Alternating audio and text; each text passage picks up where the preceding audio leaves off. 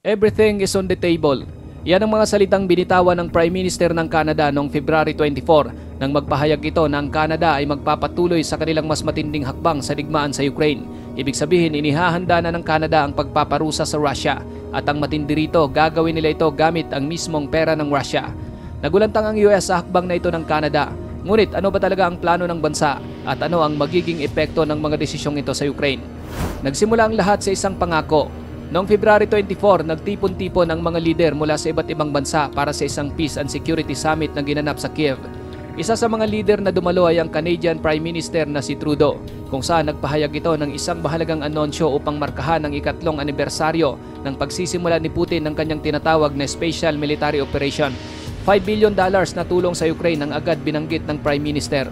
Base kay Trudeau mga kapatid, ang digmaan sa Ukraine ay hindi isang labanan na hinihiling, pinasimulan o inanyayahan ng Ukraine sa anumang paraan. Ang mga pahayag na ito ay isang direktang sagot sa pahayag ni Pangulong Donald Trump ng US na tila sumusuporta sa mga pahayag ng Russia na ang Ukraine ang nagpasimula sa 3 taong digmaan laban sa Russia. Noong February 2024, nagbigay ng parehong pahayag si Vladimir Putin ng Russia.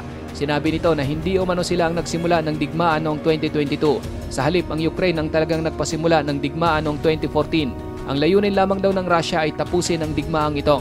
Ngunit tinututulan ng Canada ang paglalahad ni Putin ng dahilan sa kanyang pagsalakay sa Ukraine, kung saan sinabi nito na nais lamang ng Russia na magpalawak ng teritoryo at kontrolin ang Ukraine. Kasabay nito ay tinatanggi rin ng Canada ang kamakailang pahayag ni Donald Trump na si Zelensky ang nagpasimula ng digmaan.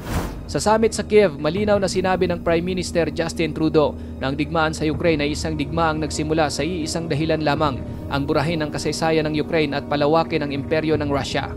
Ngayon mga kapatid, bilang tugon sa hidwaan, nakahanda na ang Canada na magpadala ng $5 billion na tulong sa Ukraine. Pero ang twist, walang pera na manggagaling direkta mula sa Canada. Sa halip, gagamitin ng Canada ang mga pondo mula sa mga ari-arian ng Russia na kinumpiska at na-frozen sa loob ng kanilang teritoryo mula nang magsimula ang digmaan ni Putin. Ibig sabihin, magkakaroon ng kakayahan ng Ukraine na lumaban laban sa Russia gamit ang sariling pera ng Russia. Hindi pa rin nagtatapos mga kapatid, lalala pa ang sitwasyon para kay Putin dahil ang $5 billion na inihahanda ng Canada na ipapadala sa Ukraine ay simula pa lamang. Hindi ito ang pinakamataas na halaga na maaaring ibigay ng Canada mula sa mga frozen assets ng Russia. Ito ay isang paunang bahagi lamang ng kita mula sa mga ari-arian na iyon. Sa mga susunod na taon, nangako ang Canada na ibibigay nila ang lahat ng mga pag-aari na konektado sa mga oligarka at gobyerno ng Russia sa Ukraine. At patuloy nitong hinihikayat ang mga Europeans na gawin din ang parehong hakbang sa mga Russian assets na kanilang na-frozen. Inilaban din ng Canada na kahit na sa pinakamaliit, dapat ay ibigay ng mga bansang ito ang interes na kinita mula sa mga ari-arian sa Ukraine. Sa madaling salita, marami pang tulong ang darating. Bagamat ang $5 billion mula sa Canada ay isang napakalaking halaga, ngunit ito ay isang patak lamang kumpara sa $300 billion na halaga ng mga sovereign Russian assets na na-frozen sa mga Western banks. Ang $300 billion na ito ay kumakatawan sa halos kalahati ng kabuuang reserba ng Russia na $612 billion na nakatago sa mga foreign currency at ginto noong December 2023, kung saan kontrolado ng Canada ang isang malaking bahagi ng mga ari-arian na iyon. Ayon sa Reuters, ang Russia ay kasalukuyang may hawak na $19 billion sa mga dolyar ng Canada. Ibig sabihin mayroong mahigit $14 billion pa sa mga frozen na mga ari-arian ng Russia na maaring ipamahagi ng Canada sa Ukraine. Tulad ng nabanggit natin kanina, hinihikayat ng Canada ang Europa na sundan ang kanilang hakbang at simulan ang paggamit ng mga na-frozen na ari-arian ng Russia upang suportahan ang Ukraine. At hindi ito nag-iisa sa panawagang ito.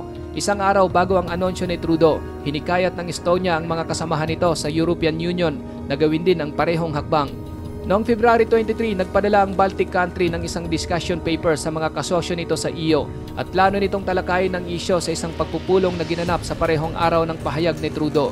Pinuri ng Estonian Foreign Minister Margus Tsahkna ang desisyon ng Canada. Tinawag niyang isang hakbang sa tamang direksyon ang paggamit ng windfall profits. Ang karamihan ng mga frozen na ari-arian ng Russia ay hawak ng mga bangko sa Europa at Britanya. Mula sa kabuang $300 billion na na-frozen na ari-arian, $207 billion ang ininvest ng Russia sa euro. Kung pakakawalan ng mga bansang EU ang perang ito, halos doblehin ito ang $138.57 billion na naitulong na nila sa Ukraine mula nang magsimula ang digmaan.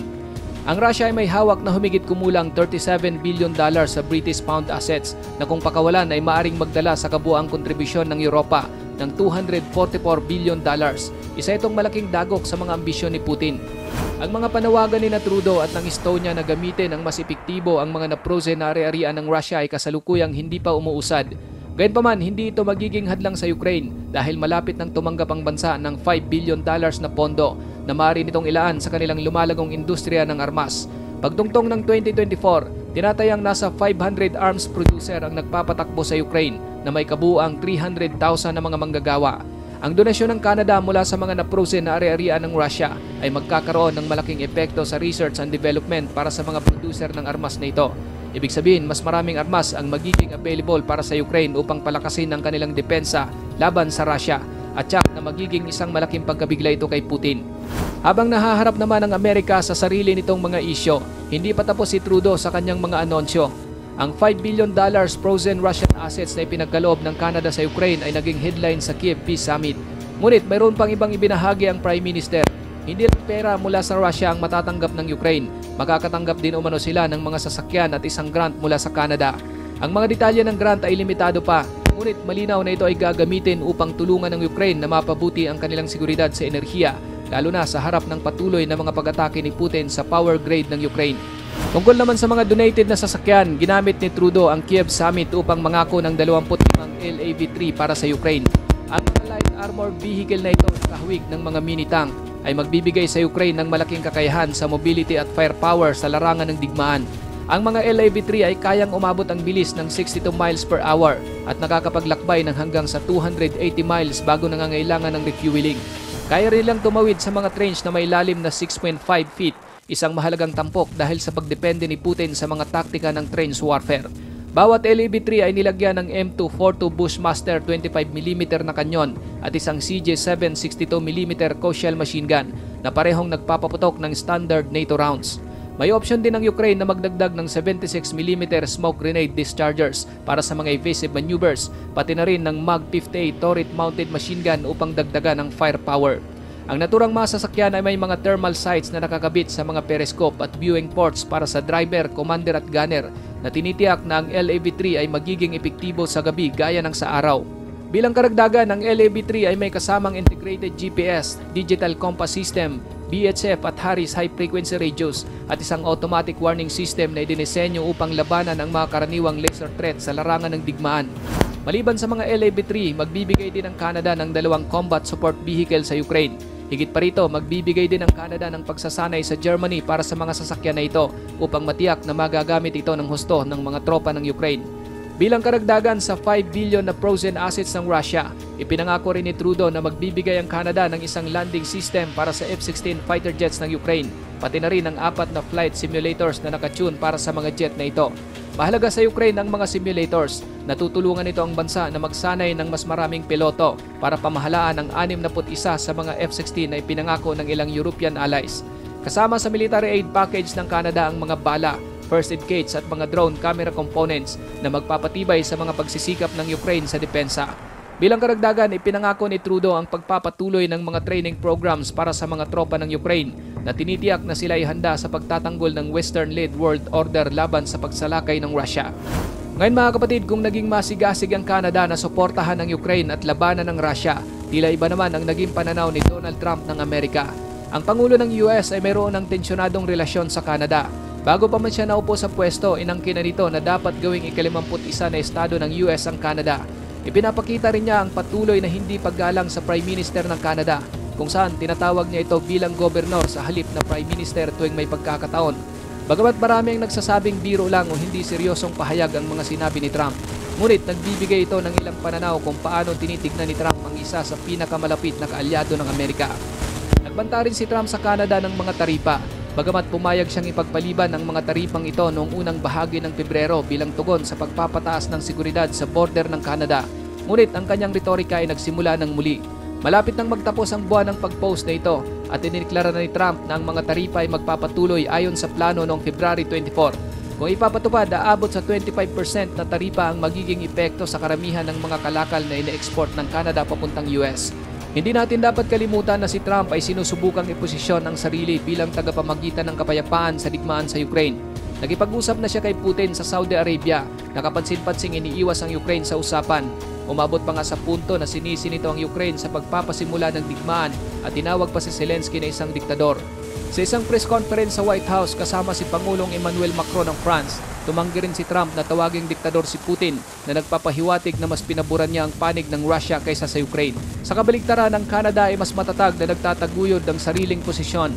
Ang desisyon ni Trudeau na i-unfreeze ang $5 billion na mga Russian assets para ipadala sa Ukraine, pati na rin ang pinakabagong military aid package ng Canada, ay nagpapakita na tinututulan ni Trudeau ang mga hakbang ni Trump.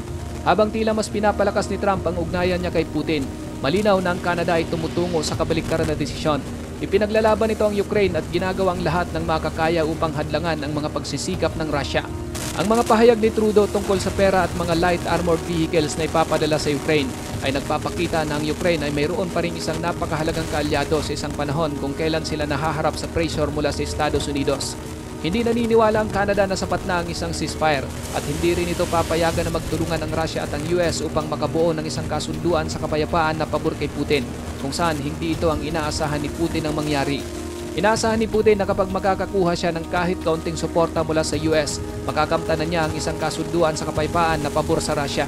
Ngunit dahil sa mga naging hakbang ng Canada na hadlangan ang kanyang plano, nagiging patas ang sitwasyon at malamang hindi na ito papabor sa Russia at marahil ang posisyon ng Canada ay nagsisimula ng magkaroon ng epekto kay Putin. Mayroon pang isang maliit na aspeto ang hindi natin natalakay mga kapatid. Naalala mo ba ang quote na ginamit natin sa simula ng video? Ang katagang sinabi ni Trudeau na everything is on the table. Ang komentong ito ay hindi tumutukoy sa pag-unfreeze ng Canada ng $5 billion mula sa mga assets ng Russia o ang pagpapadala ng isang bagong round ng military aid sa Ukraine. Sa halip, ito ay tugon sa isang simpleng tanong mula sa mga reporters na kung handa ba daw na magpadala ng mga sundalo ang Canada sa Ukraine. Hindi tinukoy ng tanong kung ang mga sundalong ito ay magiging bahagi ng isang peacekeeping force o kung ang military ng Canada ay lalaban kasama ng Ukraine. Ngunit para kay Trudeau, tila hindi mahalaga ang pagkakaibang yon. Ayon sa kanya, kailangan umano ng Canada na magpatuloy na gawin ang mga bagay na mas nakakabuti at handa silang makipagtulungan sa kanilang mga kapitbahay. Hindi binanggit ng Prime Minister na hindi magpapadala ng tropa ang Canada sa Ukraine. Kaya naman ang tanong, inihanda na kaya nito ang army ng Canada sa Ukraine kung kinakailangan? Maring hindi rin, ngunit tulad ng sinabi ni Trudeau na everything is on the table. Ngayon mga kapatid, kung ang Canada ay direktang makikialam sa conflict sa Ukraine bilang isang fighting force o bilang bahagi ng isang peacekeeping mission, ipapadala nito ang ika-28 sa pinakamalakas na military sa buong mundo. Ayon sa Global Firepower, mayroong 68,000 aktibong military personnel ang Canada at dagdag pa ang 27,000 na mga nakareserba. Bagamat tila medyo maliit ang mga numerong ito, lalo na kung ikukumpara sa kalakhan ng conflict na nilikha ni Putin sa Ukraine, tatanggapin ng Ukraine ang anumang tulong na maaari nitong makuha, lalo na't marami sa mga sundalo ng Canada ay mataas ang pagsasanay at nakilahok sa mga operasyon na pinangunahan ng NATO sa nakaraan. Pagdating sa mga gamit pandigma, may stock na 351 na aircraft ang Canada, kasama na ang 66 na fighter jets at isang tanker fleet na may 6 na eroplano na maaaring mag-refuel ng mga eroplano ng Ukraine habang nasa ere. Malaki rin ang inventaryo ng mga military vehicle ng Canada na may higit sa 21,700 sasakyan na maaaring i-deploy.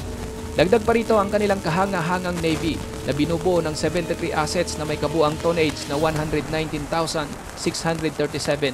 Kabilang dito ang 4 na submarino at 12 frigates. Pareho sa mga ito ay maaring magamit ng Ukraine laban sa Russia sa Baltic Sea kung magpapadala ang Canada ng mga sundalo sa ground. Wala pang katiyakan mga kapatid ang posibilidad na magpadala ng mga sundalo ang Canada sa Ukraine. Hindi pa sinabi ni Trudeau kung may i-deploy ba na tropa ang Canada. Ngunit hindi rin niya tinatanggihan na posible nga itong mangyari. Ayon naman kay Trump, bukas na umano si Putin sa ideya ng pagpapadala ng European Peace Force sa Ukraine. Kung totoo ito ay isang malaking pagbabago sa pulisya ni Putin. Dati tinuturing niyang panganib ang kahit anong peacekeeping force, ngunit ngayon maaring pabor na siya rito. Maaring isang araw madadagdagan ng European Peace Force ng mga sundalo ng Canada. Ngunit kailangan pa nating maghintay. Sa ngayon, malinaw na ang Canada ay patuloy na sumusuporta sa Ukraine. Ang pag-unfreeze ng $5 billion mula sa mga na-freeze na ari-arian ng Russia ay makakatulong sa Ukraine, pati na rin ang mga military aid na pinapaabot ng Canada. Ang pinakamalaking takot ni Putin ngayon ay ang pag-aakala niyang magkakaroon siya ng benepisyo sa pagbibigay ng pressure ng US sa Canada.